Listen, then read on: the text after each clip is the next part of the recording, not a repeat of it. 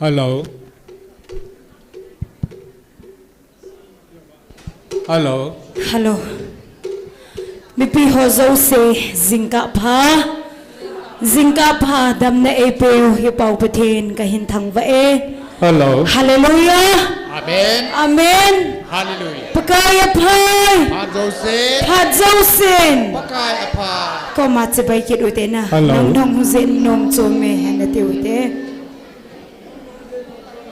Patin va choila sakom kita huide. Hilay set gan thay nagamahin. Mipiho hading nom chen ding khom mo hite. Hello. Hello. Thằng boy, nè thằng. Ngô. Ngô.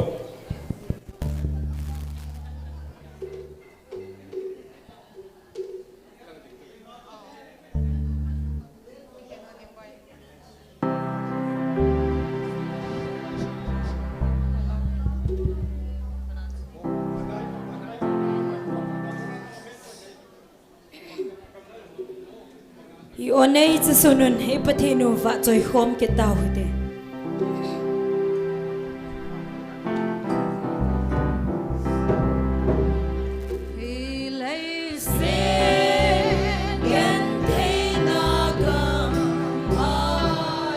Nop na gamle ngay delen na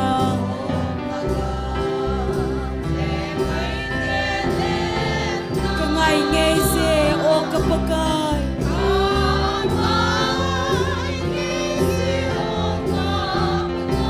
nop na umlaw laya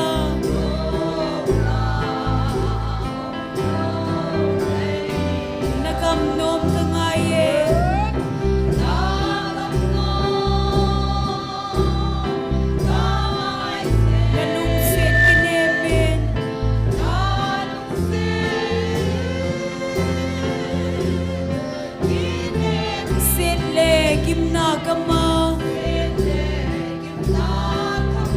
Kamong songpoi pagay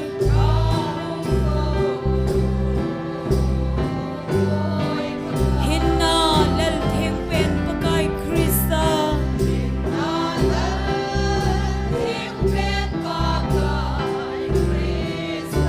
nay thamone nathisan chun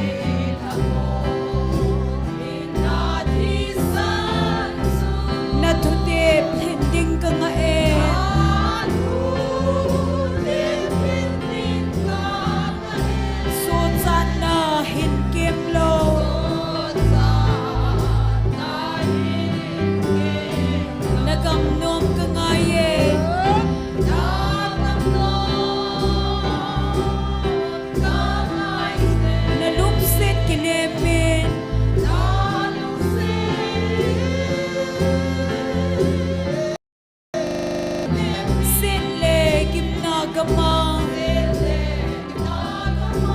kamong songpoi pagay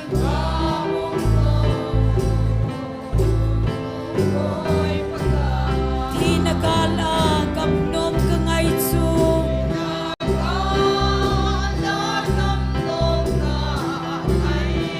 pagay sem kamnom chu ahi hinna thim phum lim noya chun amen nisa va song ngai lo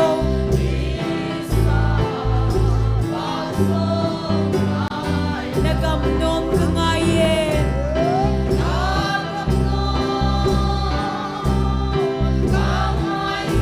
naluk set kineme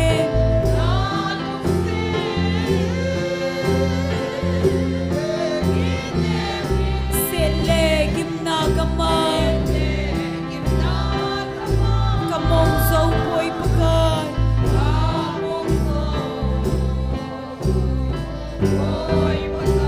sitin nam tin pagay lem hole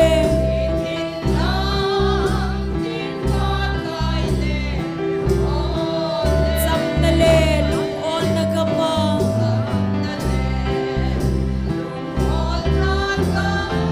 nay hunin sa lem tha no mai mithing te len na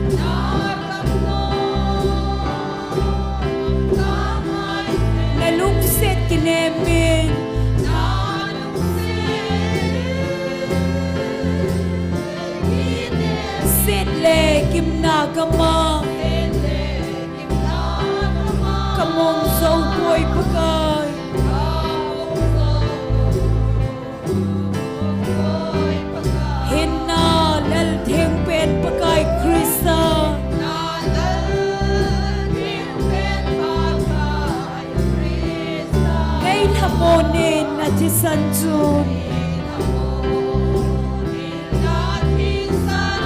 na thu te phen ding ka nga e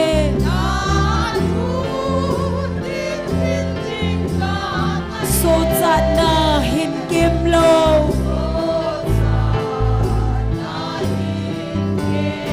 nagam nong ka nga e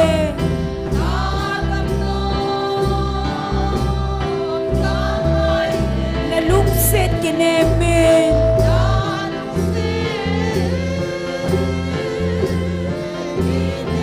sele gimnagama kamong SONGPI pagay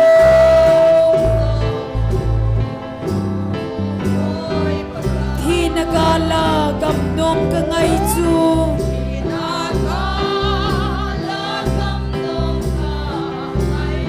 pagay sim gamnom chu ahi hinna thimpung lim noya chun nisa va song ngai lo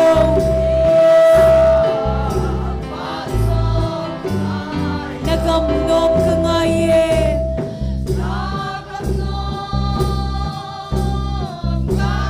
na lung set kinemin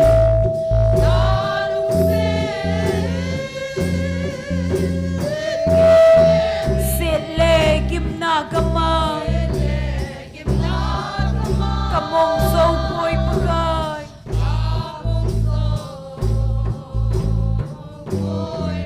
sitin namtin pagay leng holeng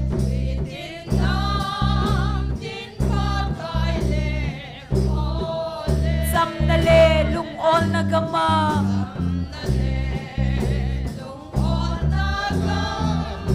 nailunin sa lem Taona Mei len na a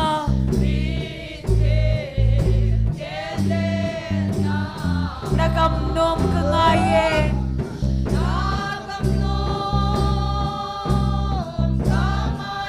nalungsit kinemin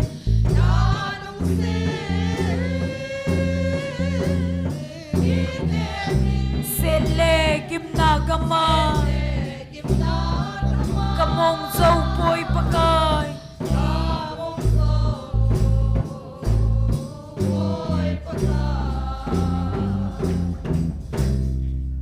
Hallelujah. Hello. Hangkum ko at Hello. hihitay. Hello. Hello.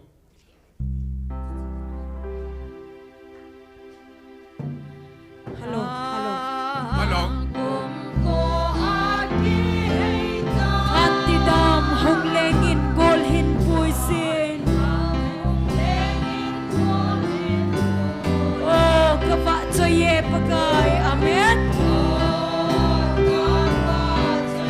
Oh, nalim nalagasa.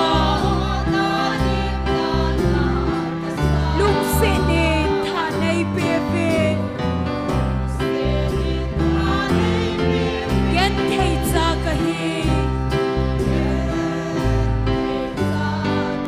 Tingle low na apultan.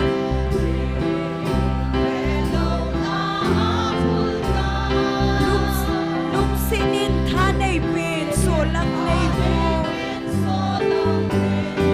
Oh, kaba choye pagay. Oh, nalim nalagasay. Amen. Lungsinin tanay bibin. Yan kay zagahi. Tile lungdon bay nagam.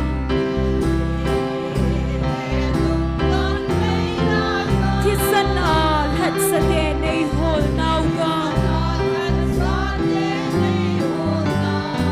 Oh, kaba choye pagay. Amen. Oh, nalim nalagasay. Lungsinin tanay bibin. Yan kay zagahi.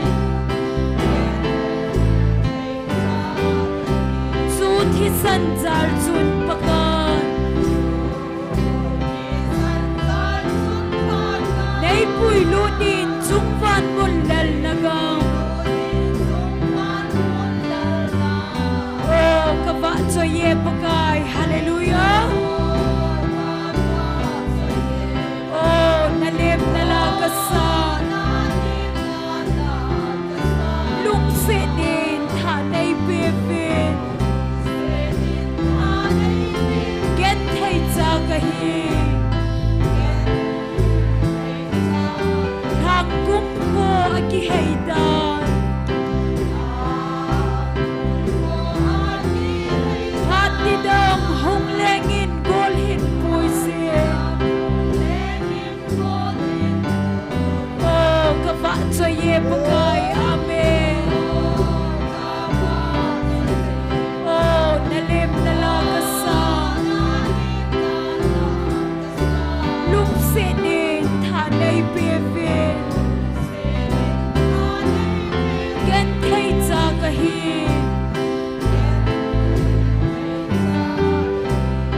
thingle lona apul dai lum sinin thanai pen solang nei hu oh kava cho ye pakai hallelujah oh nalim nalagasa lum sinin thanai bevin gen thai cha kahi thile luk don vei nagam thisanan hat sate nei hol nau gam amen oh kava cho ye pakai amen oh nalim nalagasa luk sinin thanai bevin gen thai cha kahi chu thisan zar chun pakai nei pui lunin chung van mon lal lagam amen oh kava cho ye pakai oh nalim nalagasa luk sinin thanai bevin gen thai cha kahi thang kum ko aki heidan hati dong hong lengin gol hin puisi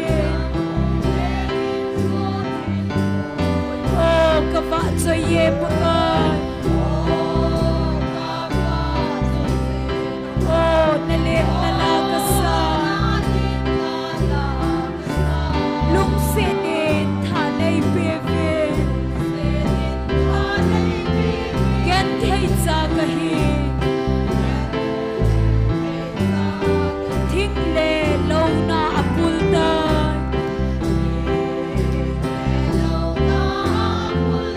luk sinin thanai pen solang nei hu oh kava cho ye pakai amen oh nalim nalagasa luk sinin thanai bevin gen thai cha kahi thile luk don vei nagam amen thisanan hat sate nei hul nau gam amen oh kava cho ye pakai oh nalim nalagasa luk sinin thanai bevin gen thai cha kahi chu thisan zal chun pakai nei pui lunin chung van mon lal nagam oh kava cho ye pakai oh nalim nalagasa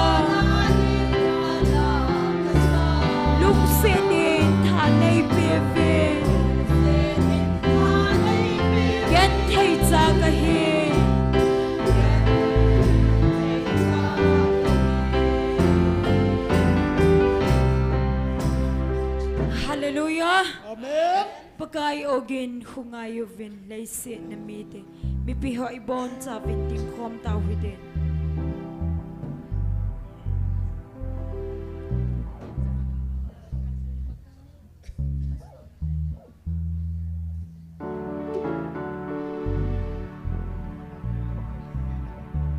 Pakai ogin hungai suvi leise na mi. Ahong na ding ni anaitan. Ahong na ding ni Ito kau kimlo. Hong dating, hong dating.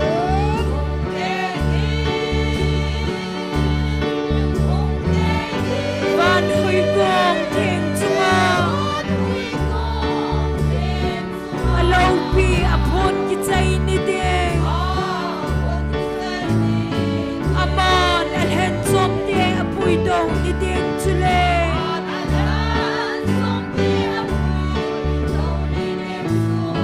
Adal hati ting se vang chu. Kim gen thay tho ding. Hong dating, amen.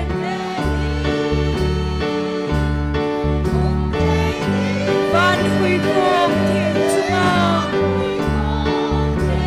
Alo pi apon kitay ni ding. Damon may di la te chu. Kung sang som sang sang. Lung gen thay na tho lung so ding ahiye. Hinding ko song leo. Hong dating, amen. Van hui gong ting chunga. Alo pi apon kitay ni ding. Van go loading ting si vang chu. I am se lao. Malung hay na so loading. Ito kau kimlo. Hong dating.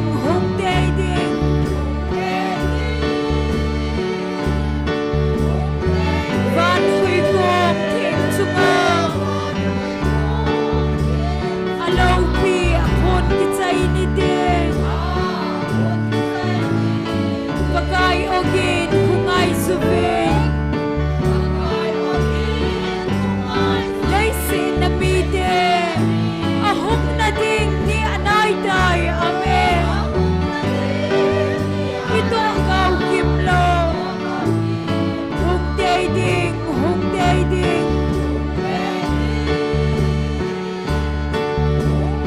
Van hui gong ting chunga. Alo pi apon kitay ni ding. Aman alhen som te apuy daw ni ding chule.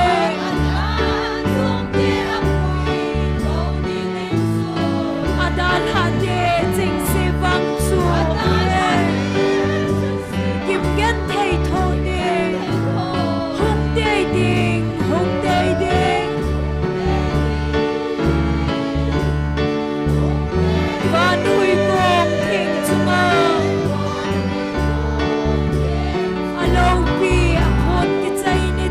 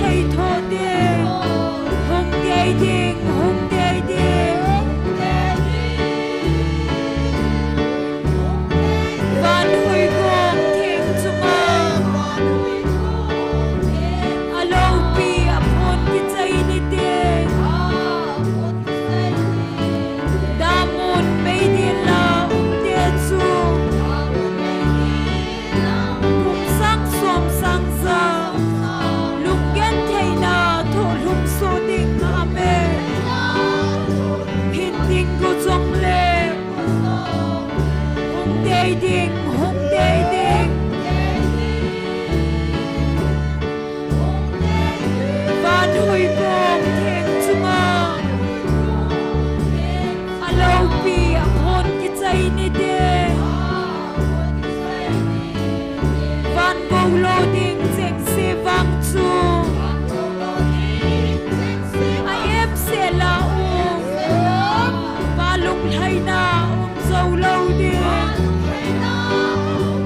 ito kau kim lo hung te ding amen van hui kong thing chunga alo pi apon ki chai ni de pakai ogin hungai subin amen leisin ami de ahong na ding ni anay dan ito kau kim lo hong day ding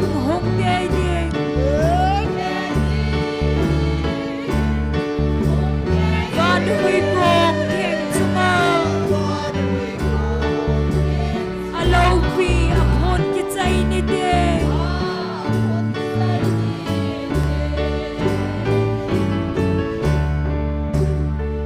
hallelujah Amen. pagaya pai Joseph. Pat Zosen Pagaya Pai.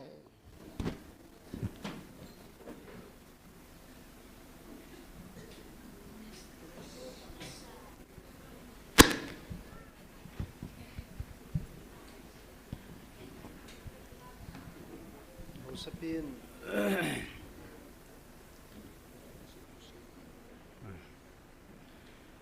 Amasan online ahong pohozo se NIKHO pa. Online na pangitam na avya na.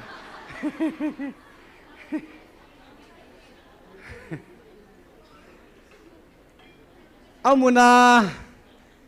hol sungato nulepate mi pihozo se bon savin NIKHO pa. NIKHO pai musaw hat sunung paten thangwa nei pive. Pakai pai. Pat Zosen. Hallelujah. Amen. Kipaumen tu NIKHO jong patenin damna hinko pat pai pevin thagau mei ti kong kitlinga hungkal song thai koi zeven avel velen hat sunung paten thangwa nei pive tu ni ke man cha na deu hin pong doin kating tu ni ataw nei lam kai pi deu he pastor thangneu hung hedinga hin pathen wa choila sadinga hung ki go hi golhang gigin GMFDI hung hinten chule pa mi min chule thumna nu me amo chenghi tu na pathen wa choila sadinga hi ven Bible chang khalanin simdo kining kate James bunga Jacob bunga chang segya panen hin siminge tho ha na taw jing ding chang sege chutia hiji chun so pite ho pakai hung masang sen lungdi ha jingon vevin lolho mi khun alei sit ga luta chu anga jingjin gutuil hama sale gutuil hanunung amu ka sen alungdi ha jin a hi nang ho jong lungdi ha jingon nalungu dat sa jingon aji cho pakai hung na ding anai tai bo so pite oimo na chan lo na dingun khat la khat ki phun lo zenun vevin thutan pa chu kot bula ading jinge bo so pite ho pakai mina thu seido thim ga ho chu he su gan thei thu le lungdi hat vet tu a zui dinga hi ve ti gelun vevin dingdat jinga thu lum ho khu e hon iot sa ve na hon zop thu hat thu na na za ve chile pakai jin achai na umchan jong na muta ve pakai chu mi khutu le mi he pi dim se hi athu thing sim do naw pathinin phathei bu pi han lang lungdi hat ta thu hat ta thap na za chom patip na za chom ai lo le attack na za chom mu jong lew han ita san pau hat chung pathini ata apa hi ja hi alhem ho na do da lo he hi ja chu ithu hat dingu hi I bible wa pathinin ei hil naw tu chang hi zen hi chi gel puma hin tunin taw na nei na dingu wa hin pathenin ami man cha awai vil na diwa ami man cha hla chate ni hin gol hang nek roba da hin am ho jong tau nan gel do kin hitin chule doctor hegin hin he pu pso hin am ho jong khep na le patip na le attack achan naw he tamin am ho ding en jong tau na gel do kin hite da tai pan jing theina dewin tho ha na ki thu mo hitin pathe ne nga lagaw mi hi ei do ho I hu do na ding ovin melma satan nen aman cha in sumi te ho ei do wa panu hi amon a het thim lo hin hi je chun amo I hu do theina dewin lagaw mi hi ki thum kin hite chule amuna hung thung zo lo akiti le lam kasunga cheng hi lo na lam kasunga zong amuna Taona Mei ngi tamovin he chu hilovin mun chom hilai mun hung zo lo more dung kangpo pilang cycle lang jiribam lang Delhi lang chule mun danga Singapore lang hoi lang hilai mun hung zo lo wa I ho banga hi thanom ta online na hung panga chu le group ma taw na hin manga I ho ei to son jingo ule naw tampi neuwin am ho jong taw nan anigel do kin huite hi chenga ti chun taw na neutin chule a chaina langa hin Donald Trump jong taw na anigel do hite a hello hon zale inui sat me thiu hin I ho dinga pathinin atun khada hi zen ama jong pathinin alung thim na hin to a I ho ding gel kho na I ho adinga kam sung ke the dinga pathinin alung sunga nan to na din taw na nei pi uite he chenga ti chun taw na neu tin taw chai na kin hin nei tang ka te bon chawin taw na nei taw te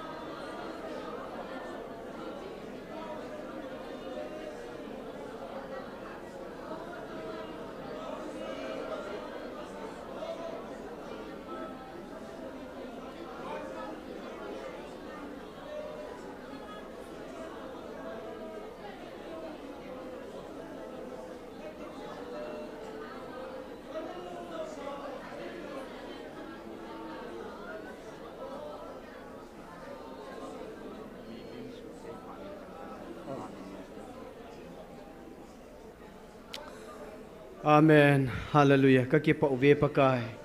Nalung sit na nei chanwa. Amuna jong mi hiza nei pui khomawa. Online na jong amuna hung pangho sanga tamzo a. Pakai. Taona muna panhin la thanei koi zalu na min thing ka thangwa uve. Nang sunga ka thumna ka taona item ho zo se. Ki ho gel sang hoi zo paza patheibu pi devin. Hat sunung pen pakai Nazareth Jisu na minin ka tao uve. Amen. Pathin wa choi la sening ho gon san na vinlang chika chun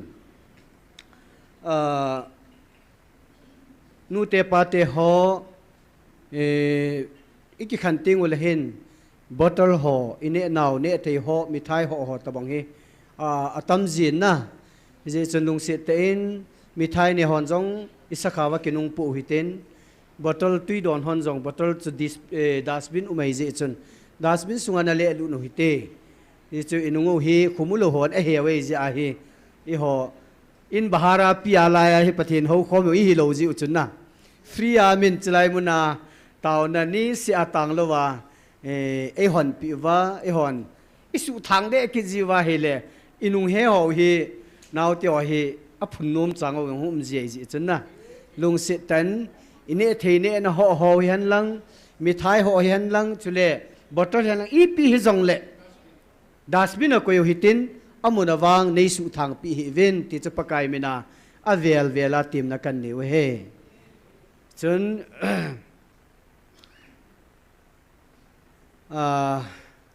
pathen wa chai la sadingin golhang gigin GMFDI ama hung masanten chule tua hi tu nia hi kalpet ki phatalo I to hi nup nai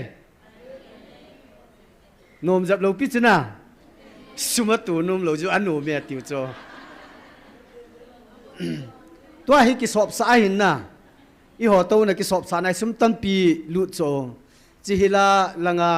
thachan wen atu do ading chu ama dia chu mi tibu kim lo ho ne cho na jong chu hing zo lo hi ja chu I gel thewa hi le na nu ti ho lai to se ka ti poe mi pi langa ho jong I gel thewa hi le lai hin collection hiung ki dole phadam na gigin in lan sa zo le chi amara sa pe na hin tin na abana la sading ho phat ting le lai collection ki koi kin in tin koi tabang blanket so ka chi carpet I to naw sop na hin ke jong tham khet be pang nge tia pang nom ho ding in na he chu kan hon de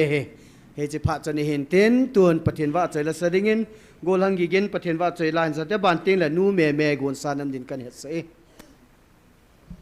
hello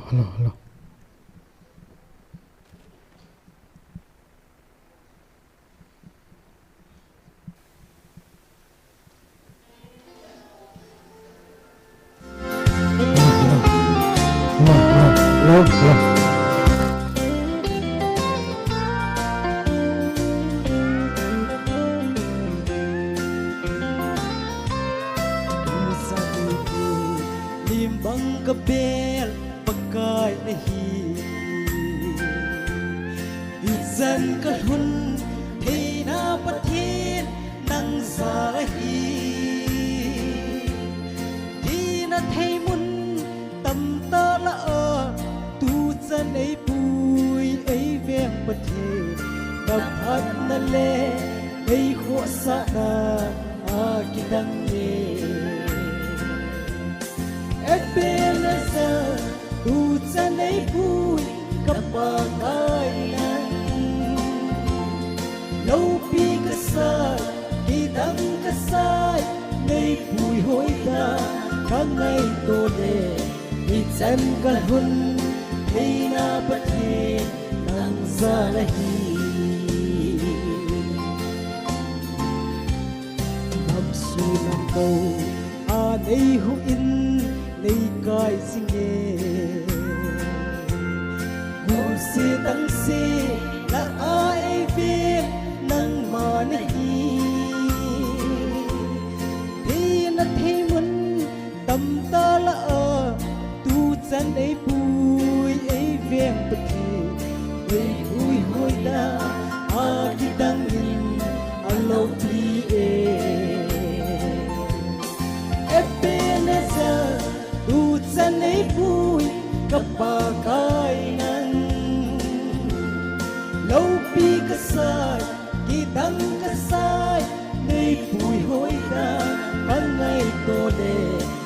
dân cả hun thế na bất thi nang ra la hi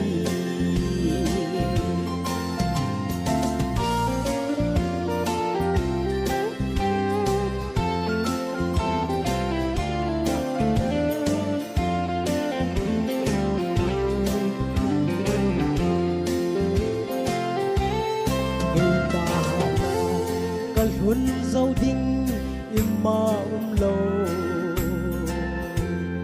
cây phép vang ngà có dân dâu đinh im ma lâu ipi ka him o ka pathin ka in sung mi im ma lâu i dân dân na cây bùi hôi hi alo bi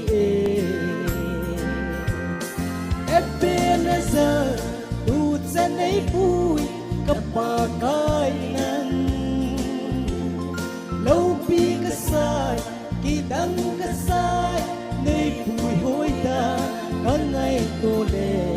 đi chân cái hun thấy na bất hiền nắng ra lại Ebenezer, tu chân ấy vui cấp bà cái nắng lâu bi cái sai kỳ đắng cái sai nơi bùi hôi ta có ngày tô lệ đi chân cái hun thấy na bất hiền nang ra lại đi chân cái hun thấy na bất hiền nang ra lại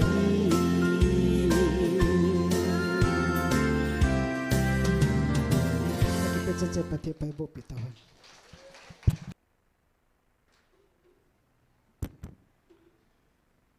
นูเมเมประเทศนั้นว่าใจลานสะสงอินนูเตหอจุเลนุงอาหอนอิเสบังเวนแบงเกตสอบนาวาสุมิสังงาวาลุในหินนะอิเจเฮไงลุซาเลนิฮอนจงปันละคอมหิตินสกาวโซคอมหิตินอิโตนาวนุ่มตาประเทศนิวคอมเทนเดวินcollection na ball hoite nu me patin wa choi la sa sungin collection nu te hola nu a honan ball devin kan het se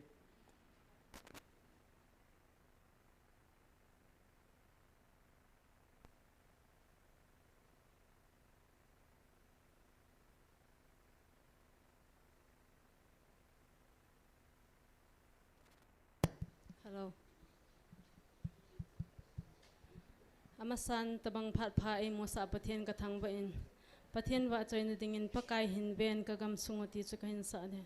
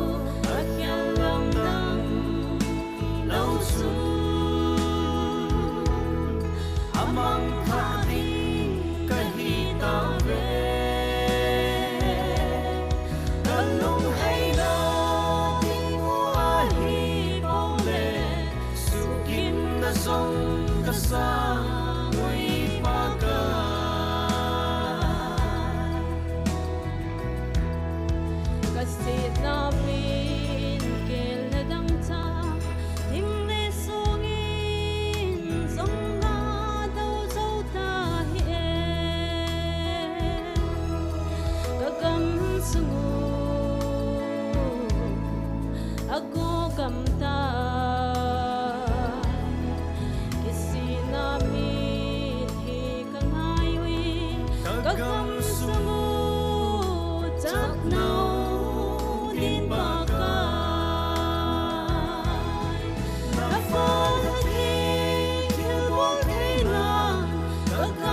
sungu akyal lamdang lâu sun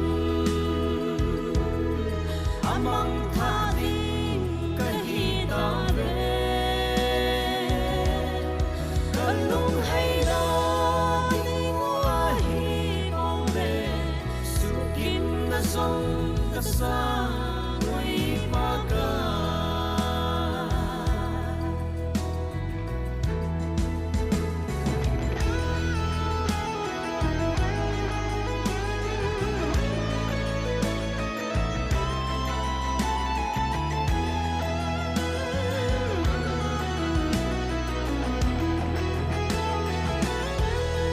Pakai thaga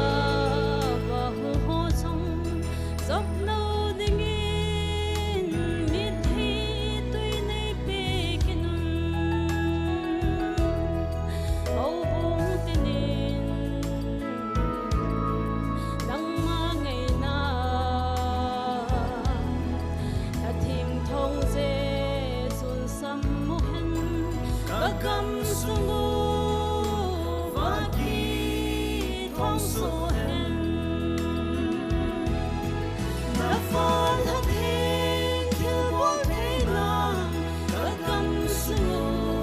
akyan lam dang lâu sun amang tha hing ka hi ta re kalung hay la ni ngua hi mo le sukim na song ka sa ngui pa ka kalung hay la ni ngua hi mo le sukim na song ka sa ngui pa ka Pathin in chan che ba den pathai bo bitawan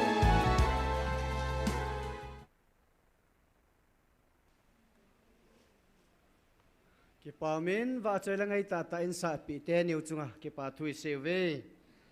tua la chu an sa pana chu ke chu kana nu yai tai he pu pie su man lang le online na hong pang te de na alung tha ke den ei jong le pathin tu phonin lagau thing tu phonin bible chang yong ata san lo ho le ata san ho chum pi ta bang wa chuna la yong hi tu ne ahung kisa chu ata san ho de kisa hi pon ata san lo ho dinga kisa he su gi ma hum ting ole an thu wa pakayan sanwa ahung taw ne diu la changa he na he ti chun lao he tin amon jong lung he nan nei meu han chen tin tun taw nai tem elam kai pi dingo pastor thangneu phat hung ding ai tan pa mi min hi aman phan te ti phat phan le an ko dinga in ki khet diu hitan te pastor thangneu ilim naw le pathin wa choi la sohoi ki pa pi naw ve san khot be ha ben na beng hite pastor pu phat ne pitaw hite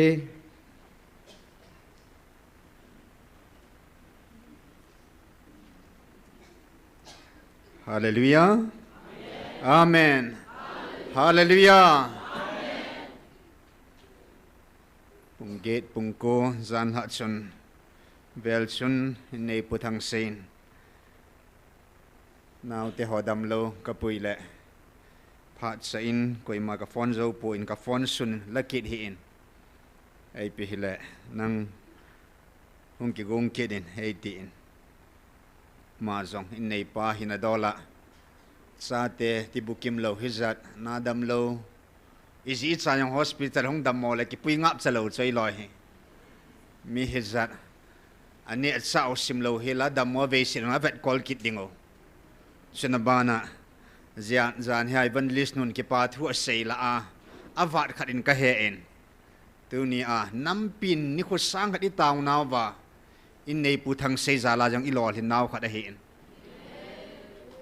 tu ni nei pu in it's ministry at sa ti hovet kol na hi in chile hat sa te ni umlo ka hilai muna pan ala jing na le tu ne nampi ni sang khat i taw na wa bul til sun hat sa te ni in program hol hang pi in evangelist pu thang len se ma in anagung tu zin ane ji tu le zin tu lang hin in ei pu thang sein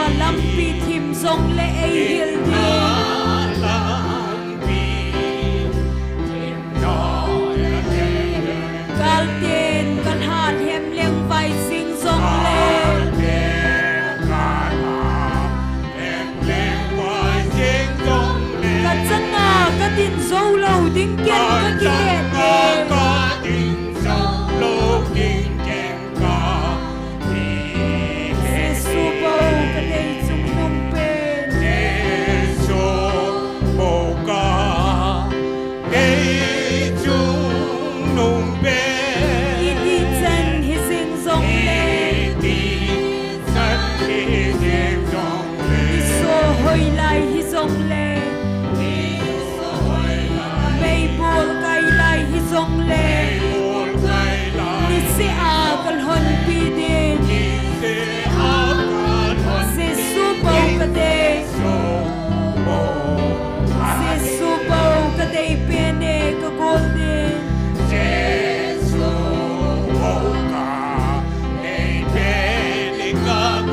de ama mi chon se de dia zol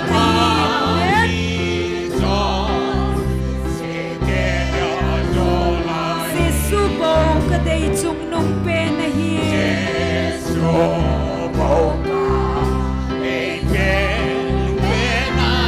ama banga golung nem le tha lo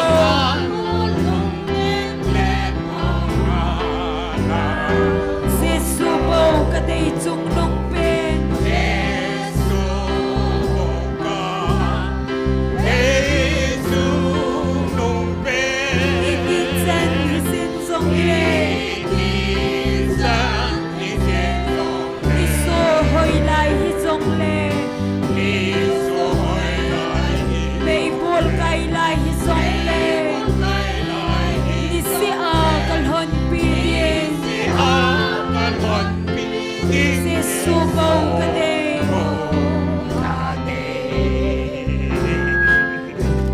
Hallelujah.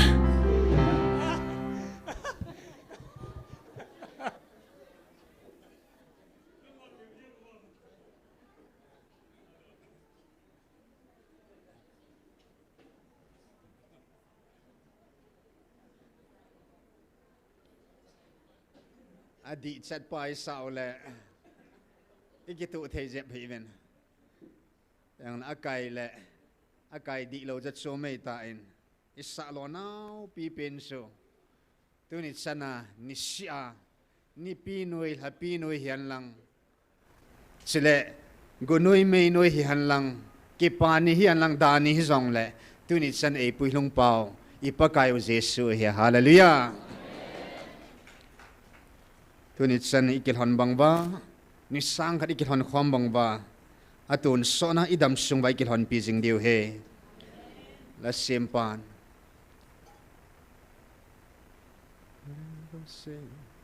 leng zo se leng le zai on na vai hom pa chu mi him ten su mil the lo ding alung sit na akidang nge amen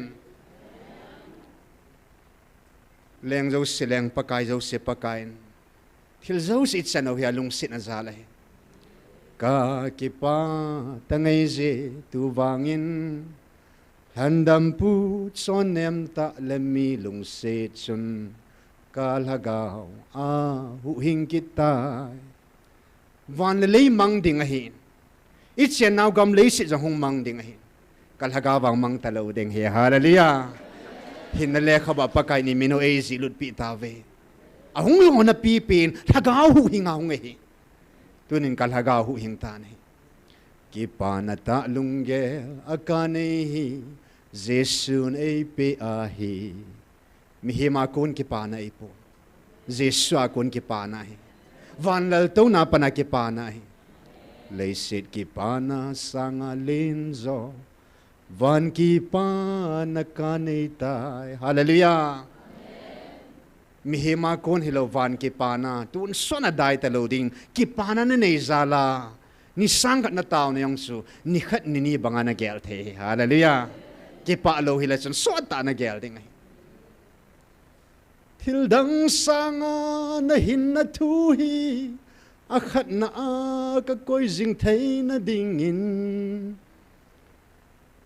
tu ni in e ho zo sia dinga sumla pai ho in sen lo chen hoi a khat nai ta po ni pakai nei vil now o e zao a thu hi a thutta a thu hing a thu gu hi a khat na hi jing ta it's no hi lo pi mong in tu hin pakai a ko na wang bu na lo pi ta it's an ho wa chei la sung ei pe vin pakai thu hing zong ei pe vin thu zong ei pe vin alung leina al hat sa jong ei tun pi ve hallelujah alung leina ami pa zong tu chung ei vil naw boilo ding pathinin ami pa zong ina tun pi ve nei ake phona theding acha zung ina deil han pi ve nei nam dang tan nei lo van mi te hon ei ot sat ei ki pa piu pathin ki phon na mun thing nei ve hallelujah pathin phat thein ho aban banin ni sang khat sim lo i hin dam sunga pakai phat no na sim kho motin i ma kho wa pakai ki tip no zo se gel da utin ei pe sa ho simotin leng devinin sim zo lo thil pha pakai ei bol pi ati hi tu ni in pakai hinga thil pha sim zo lo ei bol pi ho an sim kho motin ke pa thu seutin ke pa thu sei tauna azona ke man nengi taute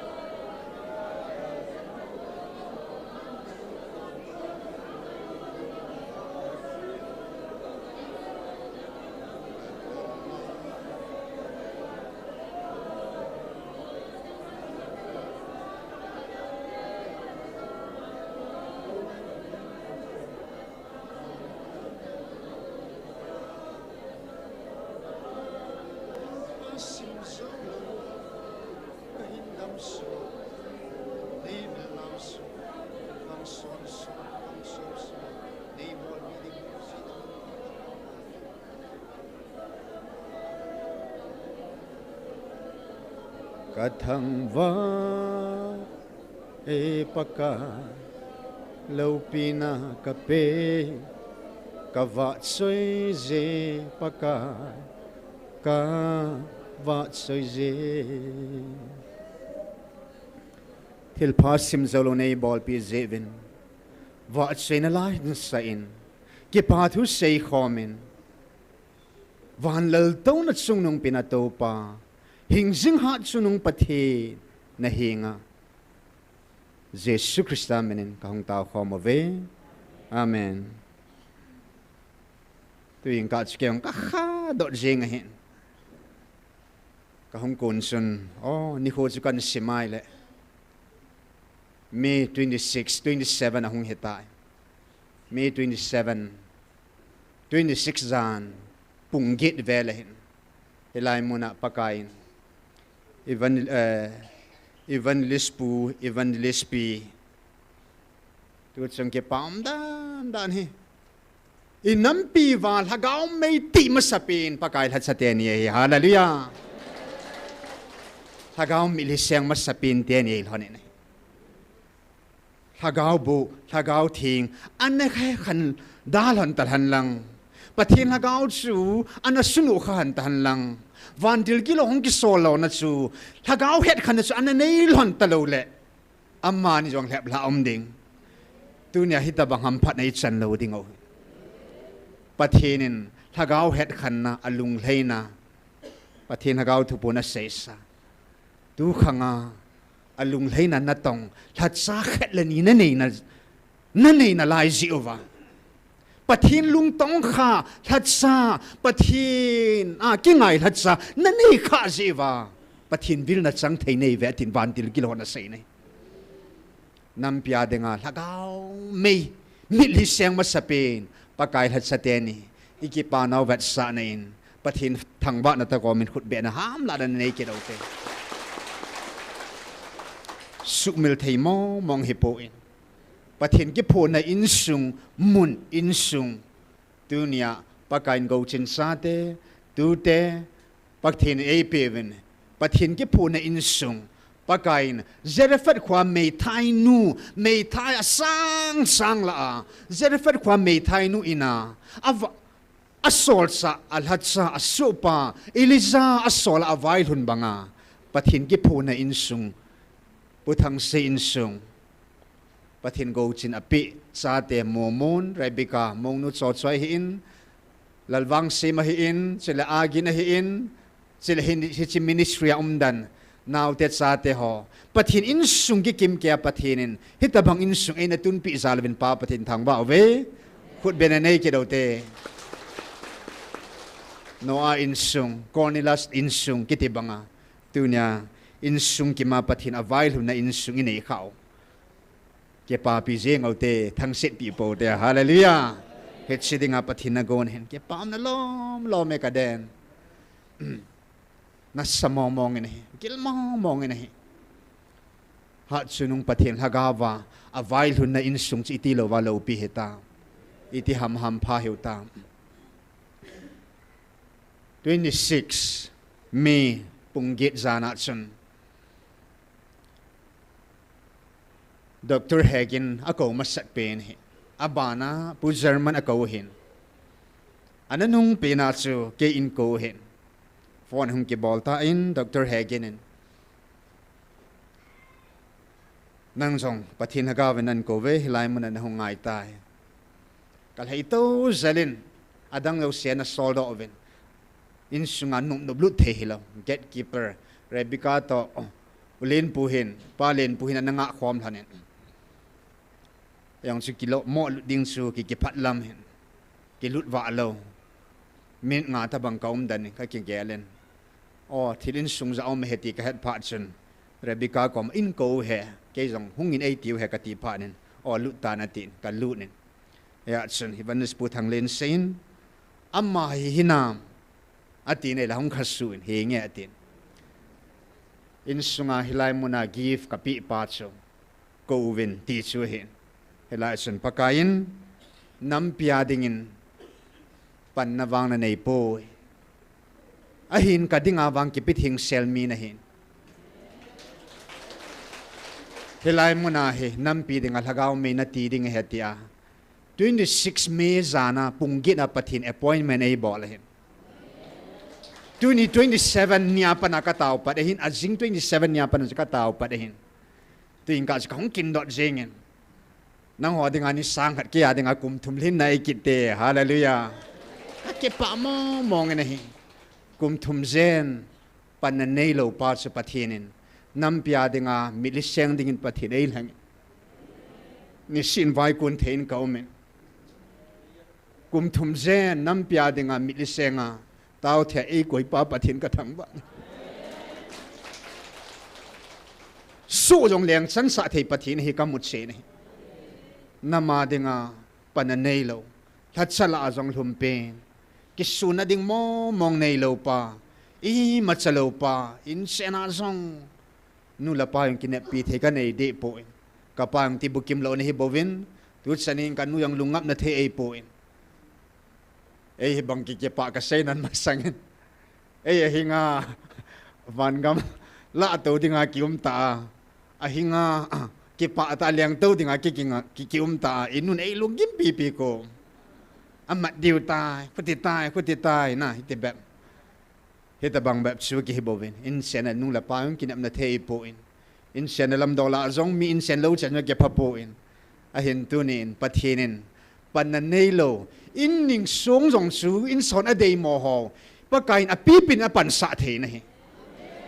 tunya pananei lo pa pathinin nam pia ding pan na in thagao mei ti ding nei ngan se ni inam sung ba imu daw chiti bukim lo iki da ho pathin ki phun mun al hagi nei so yong leng chan sa thei pathin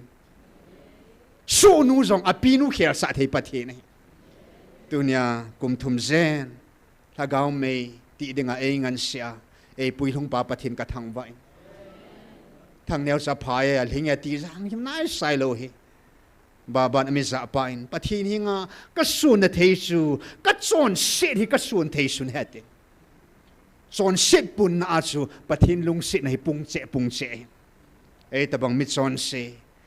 mi hing lo mi la sam mi noi nung that sala ang neo pin hum pin pa pakain tunin alung sit na bang angai lut na banga hitabang mo pu na ei chan zalin pa pathin ka thang wa nei hagaw mei gal kainal hagaw mei gal zona tunia ka khuda ei pipa hing jing hat chung pathin ka thang wa nei tunin thil zo si ka chan na chan hi ke chang bo ei pu in pakain hola cho ei ho na wa chun na chang taw na yong ka sang po ati nei kum hi zat ei ma chang ei ma ho bung bo i taw khom op inam piu igam sung asal wa zo po ni ya ki tu a chang taw na hilo a hona ki pun khom na taw khom o ngai je tu na ni ho hi zat i taw khom na hi nu te nang ho za le pa te nang ho za le lu kang te si ho nang ho za le ti bukim lo nang ho za lai taw khom now te cha te ho za lai taw khom nunga gol hang pathin ko no za ho za la ni skut sang khat van le ya record van thu sima jong ki sei mang ta loading le se thu sima ki sei mang ta loading ni khu sang khat hing taw khom thei naw hi pathin na lung sunga ngai lu na ta sana na khum pi na zala pathin ngai lu china thu pi ani na hi hallelujah pathin ngai lu na ta na lung sunga pathin haga o chen ta zia pathin ngai lu na sunga ta zia tu na ni kho hizat taw khom pi dinga nang zia nang zala tu ni a na pan mun nang ma pan mun na to mun on sa lo hela tu ni chan gya pan na la zala hin tu ni chan gya pan la ho zo sin nam thal henga lagaw mei ti apan la ho zo sin na chung se wa pakai min kin jang atum ben ke pa thu kan sei ke de ke pa man pathin ei pi diu he imi lu ei khol pi ve i taong naw dung zia pathin ei don but pi diu he na chung se anang ma chung na pan la na chunga ki pa na zalan pathin thang ba nain khut be na ne nei ki dote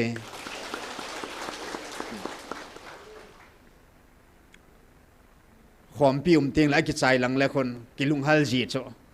che da nai tu ni hi cham kan ka hong lung hal le i taong naw ki chai jung hi di lo hin na hi yong le ni khu sang gat chunga hin ki loi khom naw hi na chung se va kan ngai lu su kevin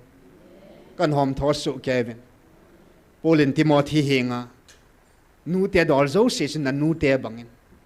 pa te dol zo si chu pho sa hi na pa te bangin chule nu mei ho pasal ho hi zong le golang ho nu nga ho chu na naw pa bangin gelin bolin ati ade din mei thai kichi ta ave kol ding umlo azila talo achala talo achang se ahinga tauna a panla pathin to ki ho wang chu alle ni le thumin za bolin ati nei tunin mei thai kichi ta pathin le kha budung zia chu achang se ahing chu umlo mei thei ho la na ama chang se ahing acha jong aji jong umlo ave kol ding mo umlo chim lo mei theu hi yang le tunin atum be in mei thai ho ti bukim lo ho tuni san ge ya taw na a pan la a gun su ta ai pan pi ho atum be ni ki pa na vet san hu be na pikit ote hết sẵn hung hồn thầy nào pa cái ấy ngày lúc na lâu hin cái chẳng bộ ấy ngày lúc đây pun ibon và ấy ngày lúc sụ kéo hin ô pa cái kê ipi cái hiya hi bang lom lo mà này ngày lúc này khó sam tila sa dingin pa mi min na câu tin lung lut tại này mà sang ding này cái ngày chỉ cái đầu tin ilung gilin na ngày đầu tin ikipa nào imai so vin na vet sa cái đầu tin na pathin hinga kipa tan sila hi an ngày đầu tin van ke pana pathine pe ve hallelujah pa mi min jong he moi ranga hen tang la chana zaw he ka ke patil 2023 moi ranga ZYO ambulance store pa thi sulana a thi jong ma he ama wang pathit an hin hoin hong su cha ne tu ni san ga kita ta nampi tauna a sepei pan sung ei tang do ting le wa chela sa nampi a denga tauna gun su ta pan la jing khat sepei phata mo mong chu he kham the ai lo le zu ho jang pyo isu ho jang kila lo he le he thing sa da hin khom mang he man wa chela ngai tanin sa pi ho no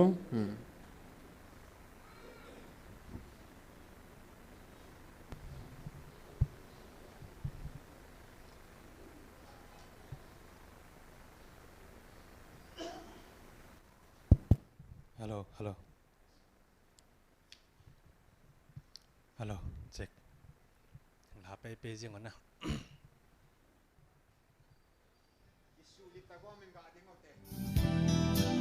hello check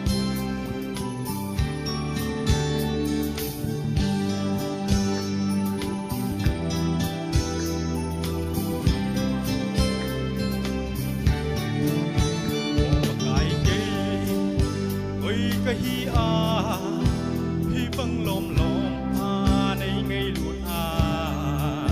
nei lung set ham pa kai ke ma allo pi e o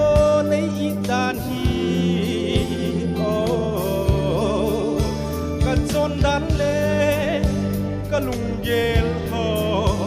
ka in su sing song hi ma hi lo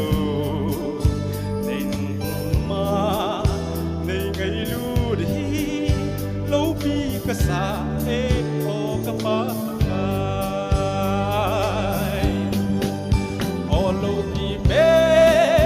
pa kai nun ne ka va choi he o hallelujah dang zo sile hat chung nung be pa kai nang bo o Emmanuel la song hey singin khan ko nun ko zong alam dang ye ka pu kana ko le pa de kum tin hatin in zamo liam ta o hinglal hasam na cha ke ma hi san san ane pui ho hi o sa alom pi e zailan sa choi le tang i kum ko olo pi ben pakai nun ne ka pha choi he o hallelujah leng zu sile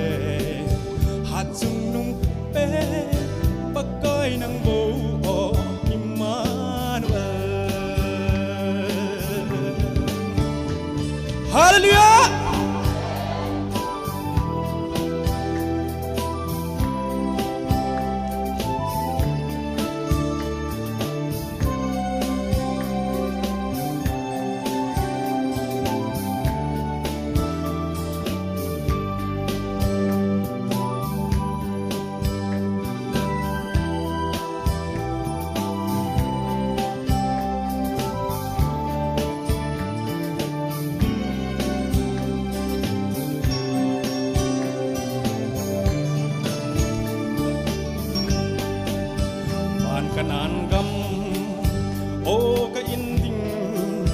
lấy xiết hi ngài ta lâu từng chụp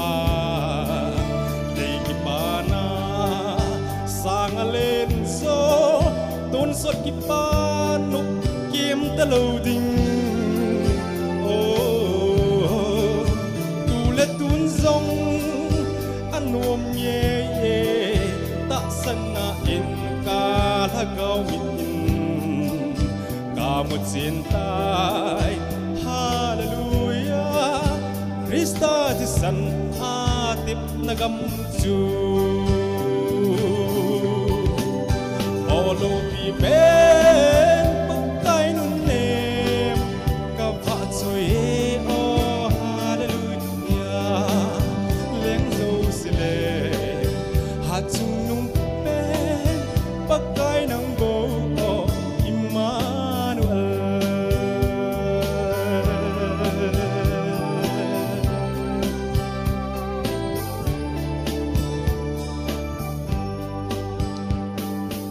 Chơi là sao nó bắt hình thăm tân phát thị bộ bị tao nó tao té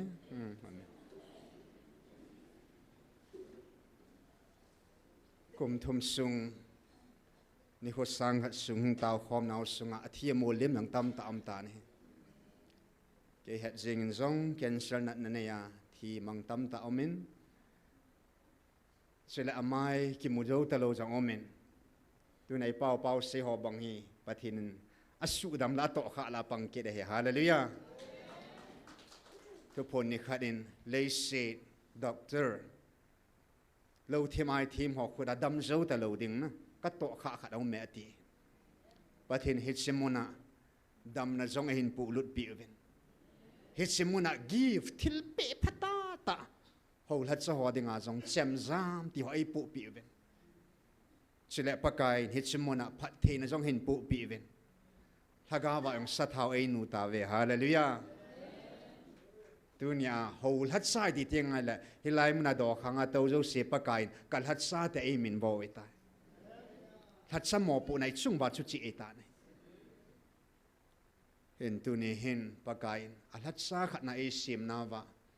i mo pu nau chile at sa te ei min bo na wa sa uma hin khowa id theina dingo henge zan hil chanun sei ta in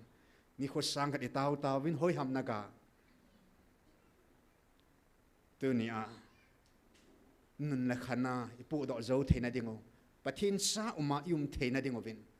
pathin nga je ki thomotin pathin la chakha hi na a chun thaga ho het khan na ngain pathin la chakha chun thaga mang amat ding van go tam ta khol ngai nahi Hatsatiani Hatsanu ka otsat na pen hi pathinin ka ngai lut kal hatsa tin ko ta pong ka tin ka ngai lut ka cha de ta ta ka ko e tai atin ipisinam dai le inam sungwa van go tam kho do pin mi nu ai thagao min kam mun na mu nei ipisinam a sei pan pakai na sei ta chula avan go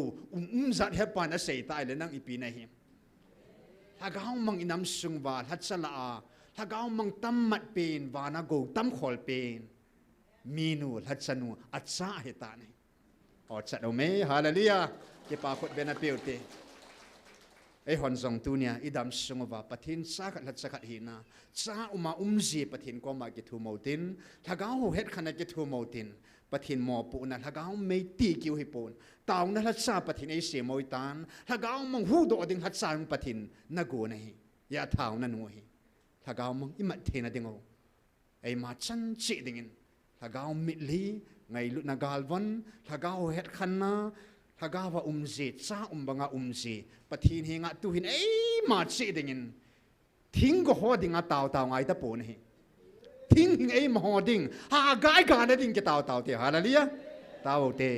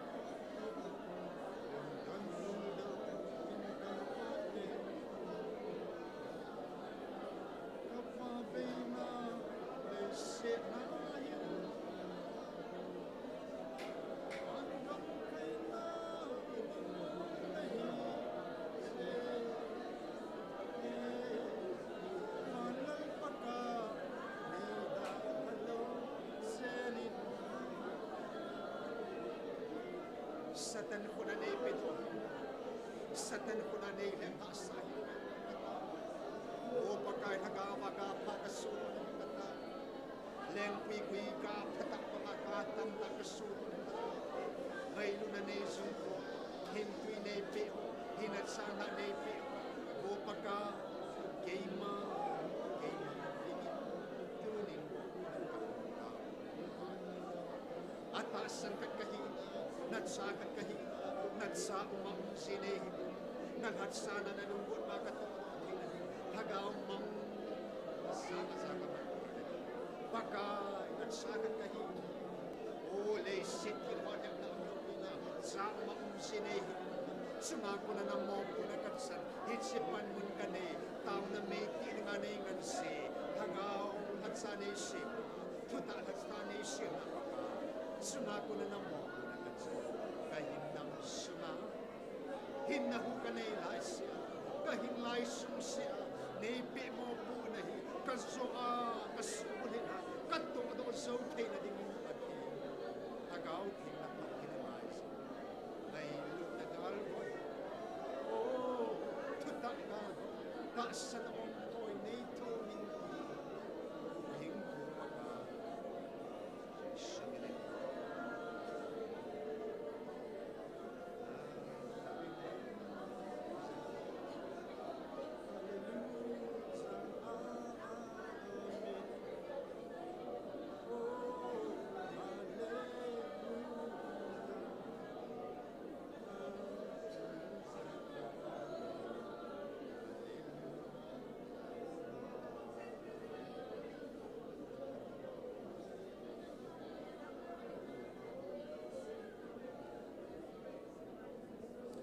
Amen. Hallelujah. Kapau thieng ta. Leng pi gui ta Jesu nang nahi. Oh, ki ho hi seji ho banga. Aba nei sim ta zewin min thieng ka thang ba ben.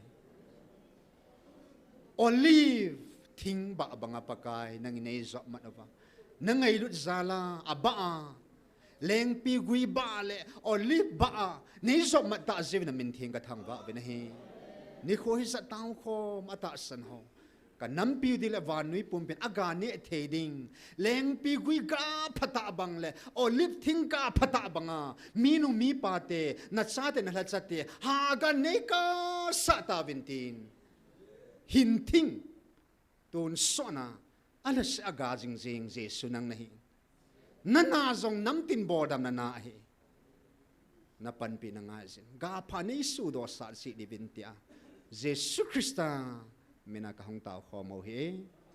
amen.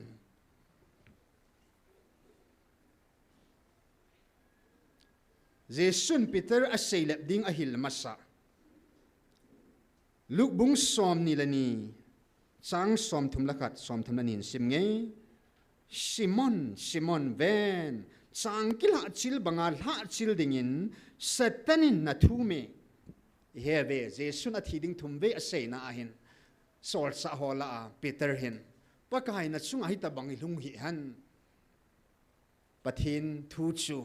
achi banga chi ding ahin la ngai lu be ke sa pha lo changa tu sungai hola azong khat lani in lung sit lo ding khat an lung sit kha ho ta bangin Peter jong chen jesu ngai lu be in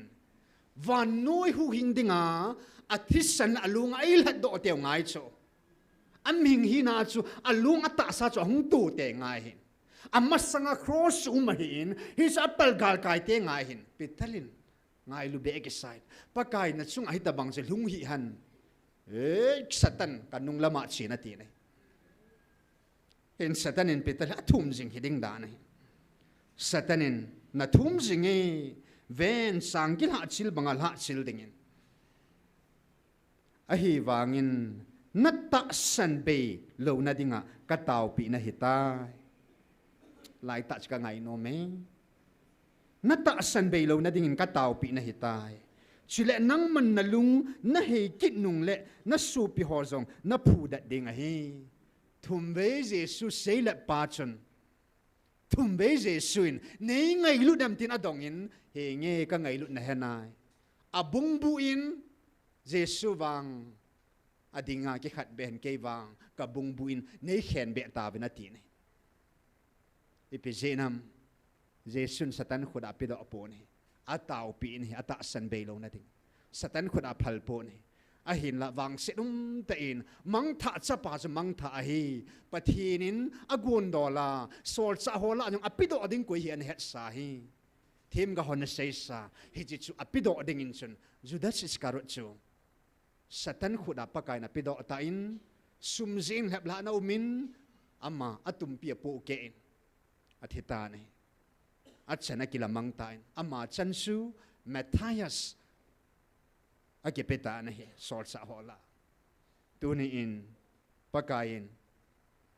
inam sungova satanin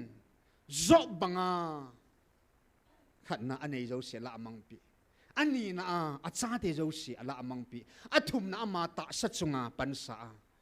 wilut akyang to apat alu wilun pum pi athum jing ahin zo min pathina alha kang po ni atho tuina thu lum kein pakain achanin alenin phathe bu tan he hallelujah tunia pakain thatsa hizat anum zong le inam sungwa analhem la zo tain alhep la zo lo thatsan wi nei ve hallelujah golang thang neo khui mul ko ma na cheng te golang thang neo amal hagaw ni kitsu pi thang neo nei pi no abana which sakhat nei pen no athum na acha nei pen no abana sumcheng som le cheng khatin hintu in nei pen no achai nai nei khulumen tin bolen thatsan wa nom po in thatsa pu to ado dal halin satan ponin atin ano do han bo vina hi hallelujah to ai ho thatsa dang ho soma khat sum thing lo ta lo ong ke pu lut phole thank you satan mun no di na hi ya pathin ke phu na ding na dei pu pathin kal hat sa na tinan ai wang alung leina ne hi zo ta po ni pathin lung leina hat sa satanin song azolo hat sa aki but pya zolo hat sa ine khau pa pathin thang ba ve che ke hiloven pakain chom chumin hilai muna ta ho jang mang cha in ataw khom pi ho jang mang cha in adia in nei no hi ai nei pu thang se hian man cha ma sat pen jo satanin in nei nu phu lu na dinga chemala la in nei pu gal hingin pathinin alha chanu mang chan a hu doin in nei pu sunga satan le agilo pa pansa la chanuin pathin min gal zona nei na hi hallelujah zob zong a chanu azinu in samsitan na pathin atinong in zomen ai nei pi thu la poni ai nei pi jong an man sa na lai chu zob chunga chu adam le if chu pathi satan an mang chata in thudi mang chan an hem tan al hem hata in if lep la ta achupana azi pa zong if an man sa pa na alep la kita chu Adam le Eve mi masateni idan huna lep lai na umin tunin ai hon nam pi wang pakain lep la ding ai phal ta po ve nei hallelujah hi chi pathin ngai li san naw hi hagau het khan nan hagau di tai pi naw ki pa pi nei mi nga dinga latsa khat a dinga ki chat pin chu alhum a khan hi sa ding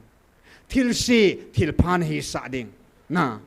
mutim khowa na hi sa ding khowa pi zo mutim na hi sa ding thagau het khan lo ki ti chu ki chat pe nei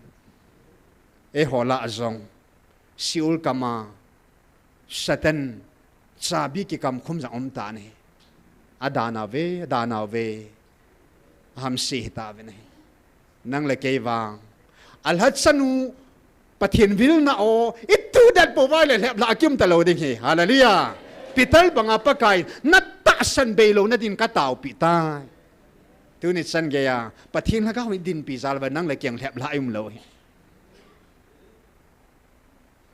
danin zong na kan zo ta po ne sumin zong na hem na zo ta po ne tu ni san gya pang zo hoi pathin ngai lu na zala tu ni san gya ipan zo ai zalen peter banga satan khuna pido talwa pakain lep la zo lo dinga ata san apu dat mo mong hi ta ve hallelujah nahi na lo mana atun sanita sanaw ke pu dat sa keute azonan taw na khat neutin sidingin ka simnom mun khat omen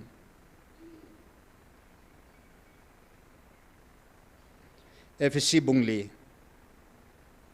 ke simnom nan ngan si jeng thayo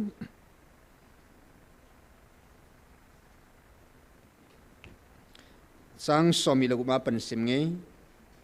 FSC bungli sang somi lagu lung sulung hangun ahin chon se hi un nalung hanu chunisan lum khum hi han chule diabol su mun o hi helun agut sakit ta hi han ahin alat sama atu theina dingin akhut ta in na phatong gim han nakamowa konin thusi su hi han ahin azachan lung se na hop theina dingin ngai chat dol ta ho thulama khan to theina dingin thu pha su zo han hat do ni khwa dinga mohol na kinam naw pathin hagau thing su lung phat mo sa hi un lung dam lo na zo se lung han lung sat kina kitai tom hi chang se chule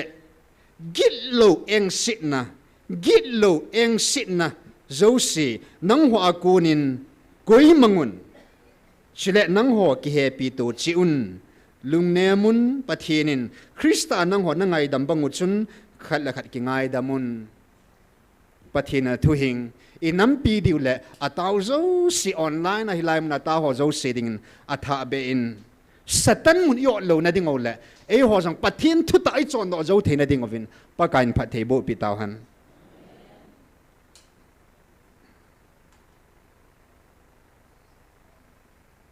thugu khat thugil khat ta bangin isopil Judaism a lut ho khun Israel gam thinga chi ho khun Zakaria Joseph ai lo le pi pya amino khuna amino ki khel su ke ta be to wo khulanga chi pha lo la na amina Israel mi hi theina dinga chu chep jong cha ki tan na ve ta sa Israel hina dinga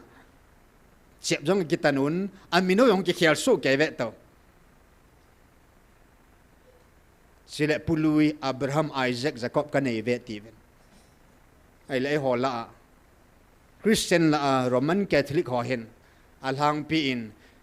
am ho zong hin New Testament am min ho na sei ji ho mi thing min ho hi ki min vonum de se ki ve to wo Yesu piu zem song men amang phot chi na khat cho na ei mi pawa chi pi ha i pi bai te ham khat he cho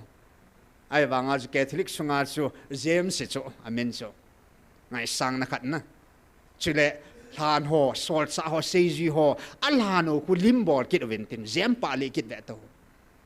ai lo la jesu alim zo ju gel kho zo ve to dunia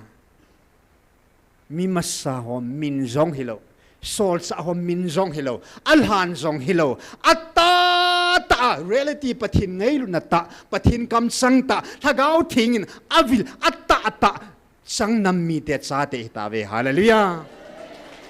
อิมินอับราฮัมหิมานาอิมินโซลสาปุลหิมานาวันกำกิลุดเดกัยปุยฮาเลลูยาไอหอซาเตยัมพัดนาเปาหิปะทินซาหินาซาลาไอหอเปาหิไงสามเจเดียวนะบอนาซาเราโจวิยังว่าซาเราเตเบตัวนะวิกิสันยังวิซาซายังซานะเกลซาโวซาให้สู้เกเบตัวนี่เหรอว่ามันน่าซาจุนนับว่าวิจุนน่าซาเหจุไอ้แหละตื่นประเทศไงลุน่าซาเล่นกัดซาตินเอมินบอตาเวฮาเลลูยากัดซาตินเอมินบอเวป้าซาไงลุอ่อนนะอาบานาสู้กิสันน้องจูสู้ซาเกติกินอะไรจูนูซาเบซากูลซาซาไงเนี่ยตัวนี้ฮิตาบังคับพัดในอิสราเอลอับราฮัมฮิซิอาปูลฮิซิอาวันกามิลุดิวไอปอนปะทินไงลุนาซาลาป้าซาฮินาซาลาวันกามิลุดิวฮาเลลูยาเฮจิขละฮัมพัดในฮิฮอลองสมุตตะปนเตวันที่ลอยองปะกายก็สู้ติบเวกัดซาติปนในตัวนี้วันนู้ยาทิลซิมหิมจงเสียงฮิปะกายปะทินซาเตตินามินโบนายไอวางินไอหัววางจูอัลฮันตุมโอตากัดซาเตมินโบเตฮิเวฮิจิฮัมพัดนะฮีเดียบอลมุนอดเทตะโปเวเดียบอลจุมุนอดฮีลุนาทีนะฮีอีพิซิองเดียบอลซากะฮีเรา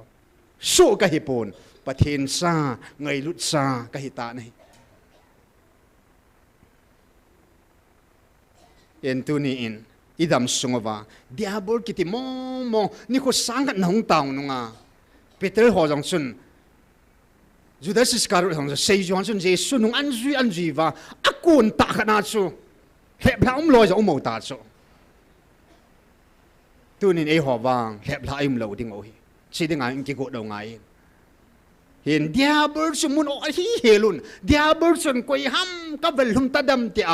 สเกย์บ้าไก่หุตุมบังอาคัมกะเกีย3 ปีบังอาจูกุยกับเวลุมดำเตียกิกุสิงเหตุเหตุฉะนั้นสัตย์หินาตุจงปฏิณากามันเอมินเอสเอปิตาวันตัวนี้3 จุลายนี้ฉะนั้นกวันที่ฮอลลาเฮสิลูซิเฟอร์ดราก้อนเดียบลเฮก็ที่ซิมฮอลลากวันที่ฮอลลาวันมุนาฮีอันนี้น่าป้าเหตุอันนี้น่าเหตุคนที่ละจงนุ่งเป็นสุกอยฮัมวันที่ละขัดนาฮัดเป็นอาเซียมสุกอยฮัมวันที่ปีปูไมเคิลวันที่เทียงเฮOctober 13 นี้วันที่ละทุ่มนับปากับพิตาตินะทุ่มนับปาที่สุกอยฮัมชิรุบวันที่สุหิกิเดนะเหตุบังปากายนวันที่ฮอโซสิอัจฉริตาเจวินเอจันเลดมุนปากายนวันที่ฮอขัดสังไอตะปูนี่กาเลยสัตปีดึงเอาเหตุสัตดิงกับริลวันที่เทงไอดอนดิวินชิรุบไอเปวินเอจันเลดิงจันเลวันที่ฮอไอเปวินว่าสวยละไอสาหุดิงเซรฟิมเตไอพิกินอะไรจวินเห็นมองปฏินัดซาเตฮีเจวินอัดซาเตจันเลดิงวันที่ขัดสังขันปูนี่อาบอนี่ไอ้มันสับปิตาเวยี่ป่าทุเซลเต้ขุดแบ่งโอเต้ฮาเลลูยายี่ป่ามองนี่ประเทศวันที่เล่นน้าปีสิงนั่นเองนั่นทีนสิงไงตีนให้จบอาทิงโลหอมปีเทลนั่นจอนสิทธิ์ใครจอนสิทธิ์ไงดำนั่นก็ทุ่มได้นั่นก็สีเลยดึงไงจอนสิทธิ์อมความเทโลประเทศนี่วันที่เที่ยงของชิมาอาทิงโลอมเทโปเวมุนทิงบ่ว่าอมลุงสุงทิงหัวกอมโบปฏินาดิงาหินนาปิงอัมโฮวันที่ทิ้ง January 30ปะกายวันที่ชิรุไอเนปิบายองสูนั่นหินขดสงว่าหินนาปิงอามาทิ้งอามาคริสต์อามาตัสนาวิลนโอซาตัสนาทิ้งอามาที่จันเกียกิเกลฮอโบเวงตุบดิงากะปิเหตุเห็นนะยังสวันที่ลิโมปิฮิโลโจที่จันเกียนาตัสนไงนาดินเปียงไงวันที่นั่งเล่นนาดำสุงกิเวงโจปนเตอดีตตัวอาทิงลูอากิเซฮอฮิตชัวกูนไอที่นักเวียนดีนะวันที่นักเวียนละวายเลยนั่งไอที่นักเวียนโจตัดเดฮัมปะทินไอเวียนเอาไงฮาเลลูยา สิดิงัสเทียนหินโคลุงสุงเทียนนะตาสะเทียนนะถ้าเอาเทียนนะอินเอสิงเอาไงนี่โอ้ยลายมันอมจงเลยลายมันในห้องเต่าติ้งระบบเทียนดิ้งอีปอดดอติ้งเลยอินุปาคุยโลดิ้งวันที่ทิ้งวันเฮ้ยลายมันในจงอีหลอนปีน่ะดิ้งอ่ะอัลฮังเปีย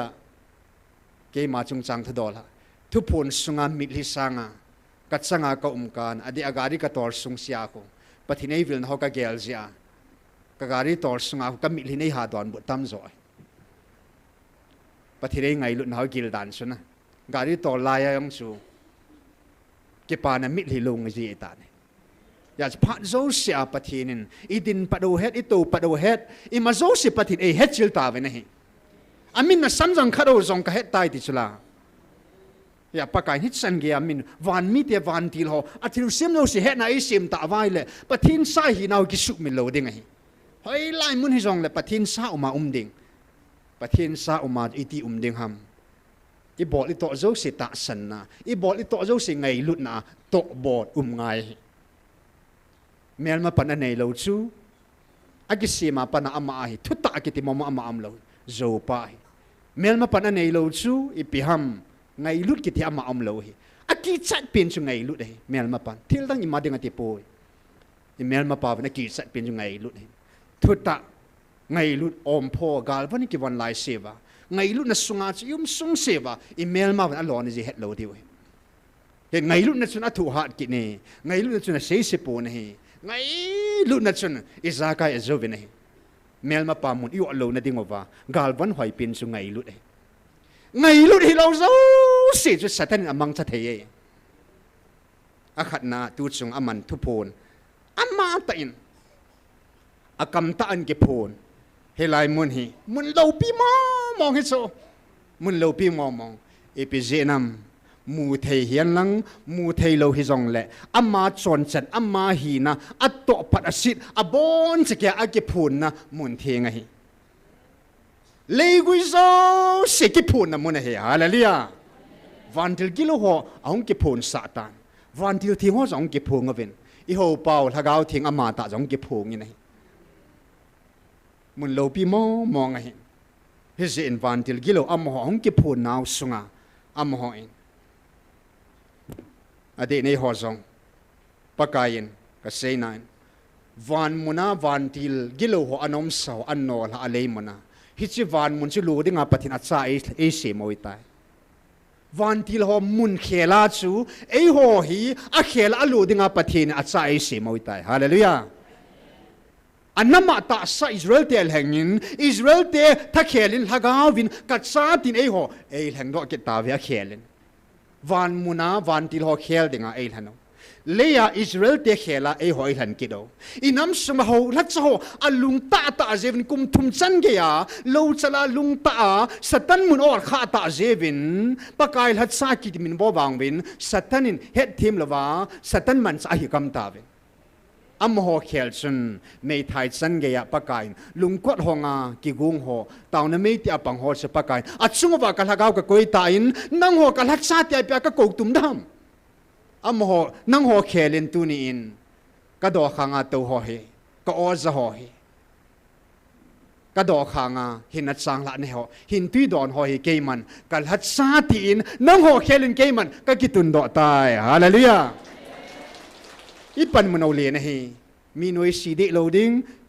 จงแหละกิงไอเสตาโลดิ้งเห็นนะปฏิเอตุนนาวอีหีนาวจะนายดิ้งไอตายถ้าเขาถูกตีไงเลยสตันมันสะโหนุยาลมอมาลุตตะโลดิ้งก็ยังมันนุยากุนโลดิ้งมีอมโหปฏิหัดซากิเกลบางว่าสตันมุนอดขตาชูอาสุงาสตันปันสะเทตันนะไอ้กิจิเทดิ้งกิเวนดิ้งช่วงเลยกิดินเตปีดิ้งหูหัดสะหอนอาทิตย์นาวจีวินอาจิลนะฮอจินอาจินะฮอจินสตันมุนอดขตาเวอเดดินปะทินทุกะเฮกะสิเมติอัปะทินทุมาจุนสตันินอมังสันอัลเฮมทะกัมตาเวนี่อัลเฮบละละโมละโมนะเกตปูเวอัมฮอเกละเอฮอจอยอัลเฮบละไอเกลโอหินปะทินนุ่มปูนี่อัมฮอจอคูเดเบิลมุนอดเฮตาเว Ipizinam, diabol amata, satan amata in, Lucifer amata in, diabol amata in, hepla ho, ki hon tha ka nei ve, mun ka nei ve, kui ho chunga sa ho chunga bang tha ka nei tapu ve, van til na benge. Ahin, pathin sa hi na ki het lo, aham phat na ki het lo, ahi na ki het lo ho, chunga pathin or za thei lo ho, ta san lo ho chunga ki hon tha ka nei ve ti. Kui ho ham athanei na ho cha khat na. Kineo sa nom lo, kineo sa nom lo, hichan satan apan sane, kineo sa nom lo, kineo sa nom lo chu pi hiding o, kilit sa hilaw ding, satan kam sang he, diabol kam sang he, nakisun na ho, nazil na ho, natip na ho, nahet na ho, nahon, nakilulit sa na ho, hitsimama, chikaleza o heti sinang ho. Hesi na zil na ho na tip na ho sa kay ho pi ibo kay ho aku na ibo beti zan han lat sanu na shaitan sumla pa hyang ho sat na hi jong le pathina kun ho sat na khat o min satanin api ho sat na khat o meti chuna chi na hi jong le pathina kun chi na khat o min tin satana kun chi na khat o min he che pa chu he tu nya pathina kun lo pi chu satana kun pi chamon pathina kun da na gel khao chilai ta chu he a chu kineo sa num lo kilit sa na hi vel thum lang thu pon anei sung ba agi pon naw sung amon kam chang ta siu hi kam man sau diabol muno na ho ki hon kan le za ho chu khat na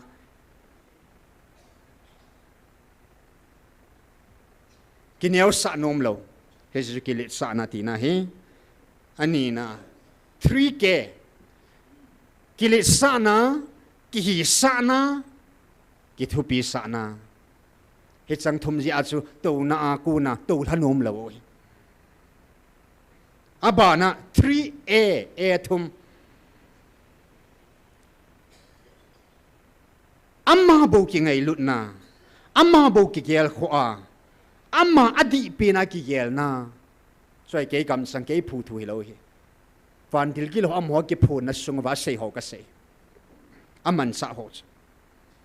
tu nei ho ima kho wa pathin hatsa idam sunga pathin hatsa tauna hatsa thagaw mang manding pathin thupi bu wa kal sun hi ta ji wa chu satan mun yo lo na ding wa ei ho ding an kil na tha akan se hoi ta na ngai jun satanin iti pale mun nei ji ham satan sun abana asagi na chun sum kaman saw sum he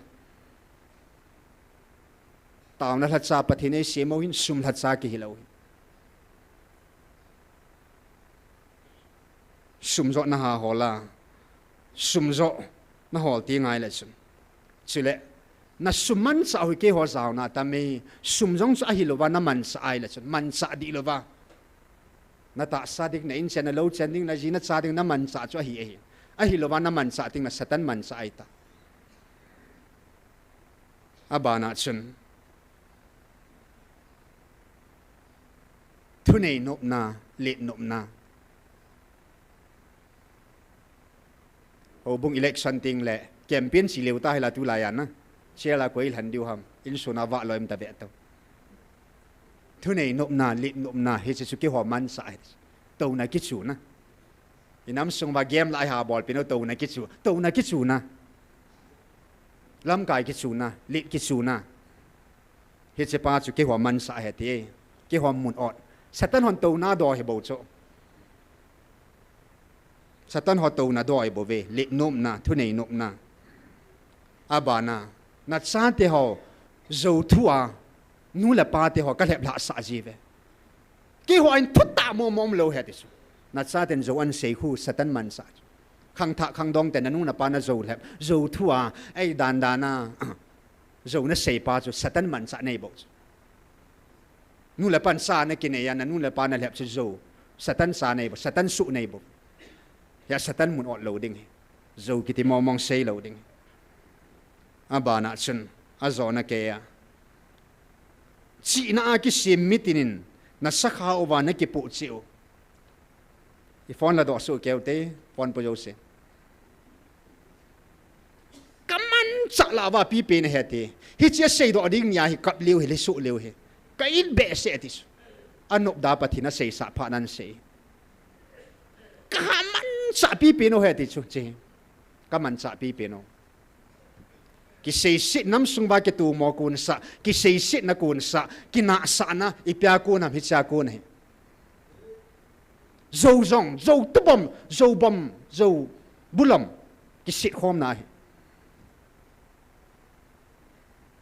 na pathino to su khan na ding la ha kang na dinga kaman sa pipino heti akutia le phone su na choi wanga a hian na man sa ngai ta chu jan hai ban sun aga ne diu he ti chuna pathin ko no za ho chun phone hi man sa thi mai man sa ngai chula sum jong pathin man sa phai man sa ngai ta chu ya ki khel na mo mo ngai ti kum thum ni sang ga hung ki tau ta e ho a ko ni ki khel na pulu tau te hallelujah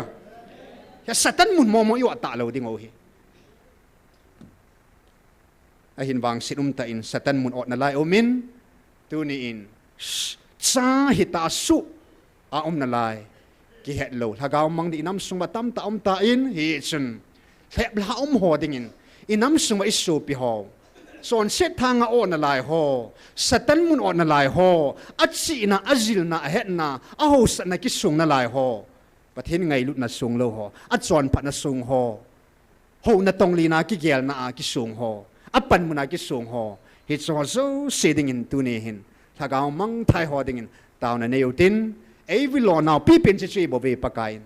inam pi win satan mun yo lo na ding taw te nang ma hin khwang satan mun no lo ding taw ven satan a hen tang ho zo si a lep la ho zo si ong ki gel da wang tho kha na ding ovin taw pi utin taw zon hin nei ka tin tu nya ding a chai nai te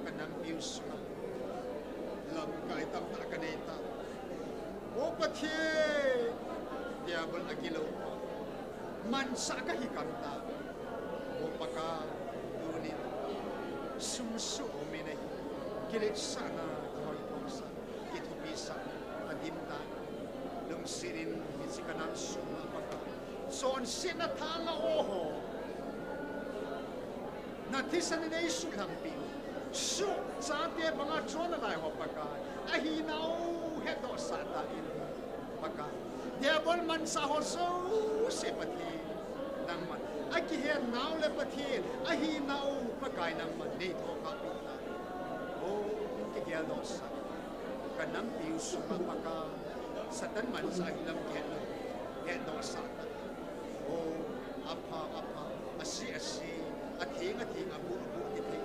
agilo apa ti thei ding in pathi kanam bi paka kanam so ahi chahi ti thei ding ahi lo ti thei ding in paka na cha ka hi nau kanam bi ka ke do na bi ka tao o so sa te son sit su paka dia bersu vanui chona ka so pi ho di bin kata paka lung city ka pau ati o no pi pe hallelujah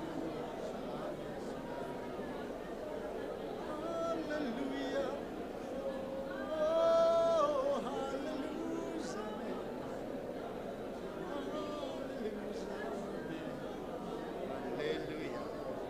satan kulpe chip Babylon kopi sim kena Yesu Bible insa Yesu men sim kena dia boleh atok Yesu men mang dia boleh tanai Yesu men kela mang Yesu men tanai nabi satan lenggam behan satan tanai nabi Yesu opaka mumil tanai thoka nagsaka hinam ni ya do sa suke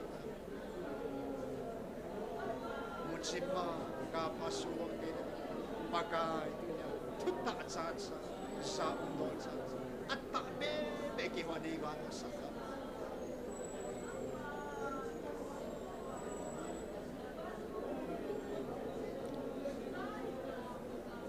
Amen. Hallelujah. Hing sing hat sung nung pati. Van leng pan.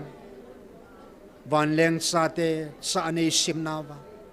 Tunia ka inpiu van muna van go nei khol pi ho dan lo hela. Leisit sumla pai ho satna lit na a to na a. Kitsu ho ka su pi ho. Leisit le ta sathil ngai satna pakai. Van noi so ho zo se pakai tunin na chahi nau het do satan. Ei mu mil ho hin tho khang tai. Thagaw mang ho nei hu do pi vin. Tunin ni ko in na lat sa ho zo se na ang sunga pakai. Ke ho banga ke pa thei lo lai. Aham phat na ke het do thei lo lai. Chahi na ki su mil sa. Ka so pi ho zo se dingin. Satan thang kula o ho zo se. Nei su lam pi vintin. Nei hu do pi vintin. Hu hing pu pakai. Je shumenen ka hong tao khom ave. Amen.